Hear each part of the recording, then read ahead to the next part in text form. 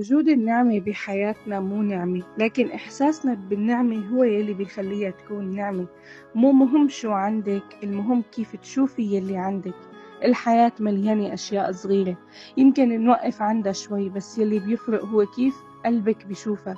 يمكن عندك أشياء صغيرة بس مليانة دفى وحب ورزق، هي بحياتك نعمة.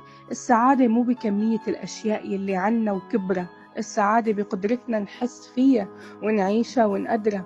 خلي قلبك يلاحظ بلحظة الحلوة، هي الملاحظة هي اللي بتحول البسيط لنعمة كبيرة بحياتك. ويمكن كل يوم تمر علينا أشياء عادية، بس إذا وقفنا شوي عندها وعطيناها نظرة ممتنة، قلبنا بيكتشف جمالها وقيمتها. حتى المشاكل الصغيرة والكبيرة يلي مريتي فيها بحياتك بتعلمك شي. حتى التعب بيخلينا نعرف قيمة الراحة. الحياة بتصير أغنى لما نتعلم نشوف النعم الصغيرة يلي حوالينا ونتذكر نكون ممتنين لها.